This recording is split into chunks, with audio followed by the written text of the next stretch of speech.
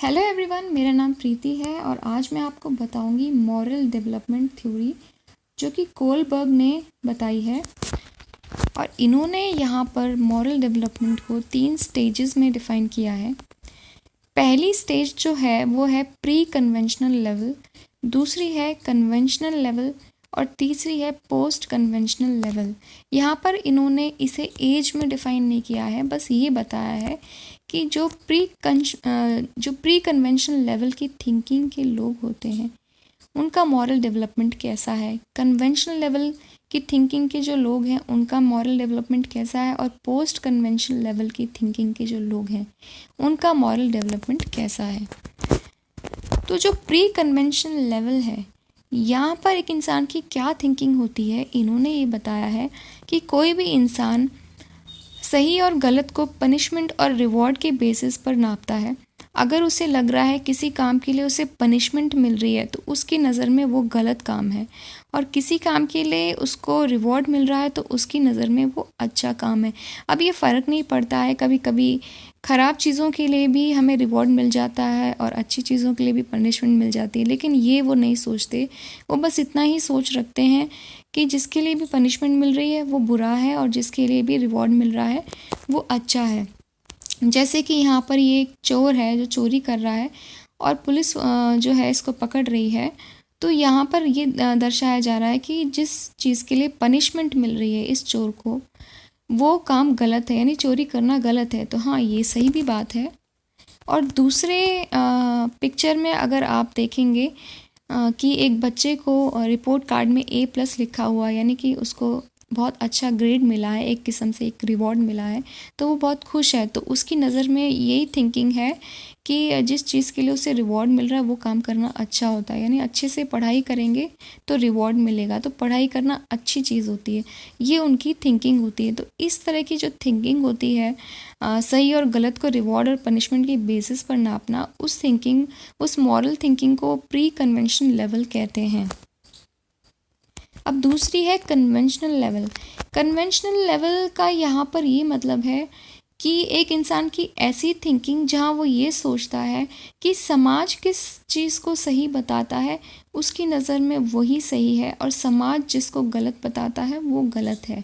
उसका अपना self interest यहाँ पर नहीं होता है, सिर्फ वो समाज को ही फॉलो करता है। तो हर इंसान का समाज अलग अलग है। जो लोग गांव में हैं उनका अलग समाज है, शहर में अलग है उनका समाज।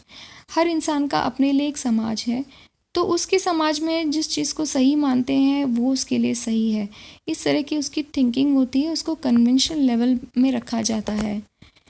तो एग्ज़ाम्पल के तौर पे जैसे कि किसी किसी समाज में डोनेशन देने को बहुत अच्छा माना जाता है, तो वो ये सोच के डोनेशन नहीं दे रहा है कि किसी का इससे फ़ायदा होगा, बस उसको ये सोच के दे रहा है क्योंकि समाज इसे सही मानता है, इसलिए मैं इसको करूँगा ताकि समाज में मेरी इज़्ज़त बनी रहे। और दूसरा, ये एक एग्ज़ाम्पल है, जैसे कि ये एक अच्छी सोच है डोनेशन देना, तो यहाँ पर ये अच्छा साबित हुआ, लेकिन कभी कभी समाज हर जगह सही भी नहीं होता है। जैसे कि ये पिक्चर में आप देख रहे हैं कि पहले के ज़माने में सती प्रथा थी, यानी कि किसी भी इंसान की जब मृत्यु होती थी किसी भी आदमी की, तो उसकी पत्नी को उसके साथ ही ज़िंदा जला दिया जाता था और इसी को समाज सही मानता था। तो ये एक इंसान की उस टाइम पर थिंकिंग थी कि क्योंकि समाज इसको सही मानता है तो ये सही है, तो सती प्रथा को वहाँ के लोग सही मानते थे।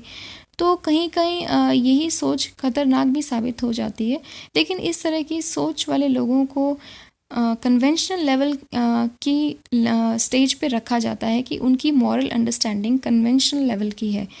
जो ये सोचते हैं कि समाज जिसको सही मान रहा है वही सही है, उनका अपना कोई पॉइंट ऑफ व्यू नहीं होता है।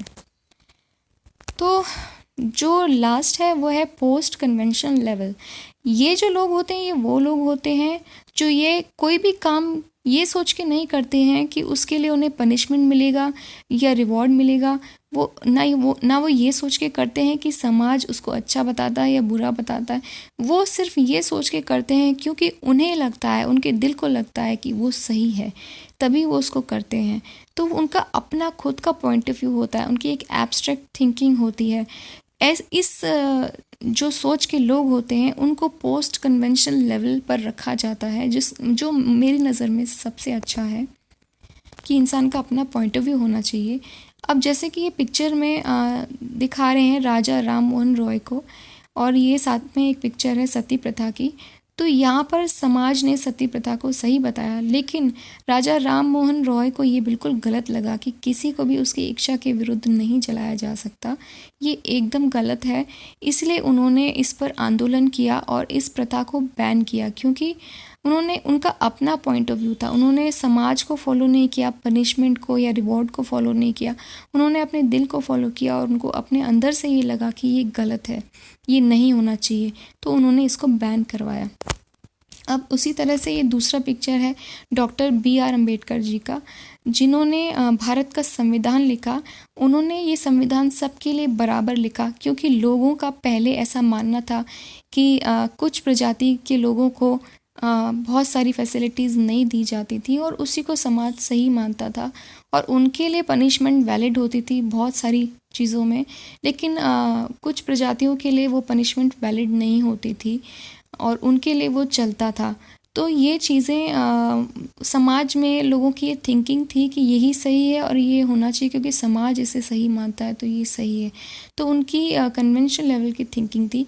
लेकिन BR अम्बेडकर, जिनकी पोस्ट कन्वेंशन लेवल की थिंकिंग थी, उन्होंने संविधान लिखा और उस संविधान में कानून सबके लिए बराबर लिखा। वो किसी भी प्रजाति का, धर्म का या किसी भी जाति का इंसान हो, किसी भी रेस का इंसान हो, सबके लिए कानून एकदम बराबर होगा, क्योंकि सब इंसान हैं, सबकी फीलिंग्स बराबर होती हैं, तो किसी के साथ भी अन्याय नहीं होना चाहिए।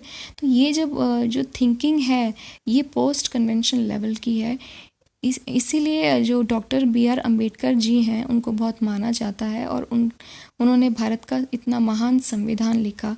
तो इनको पोस्ट कन्वेंशन लेवल पर रखा जाता है, इनकी मॉरल अंडरस्टैंडिंग की थिंकिंग को।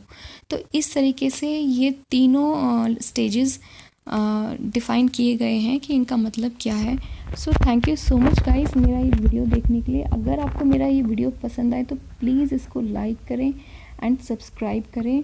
Thank you so much guys.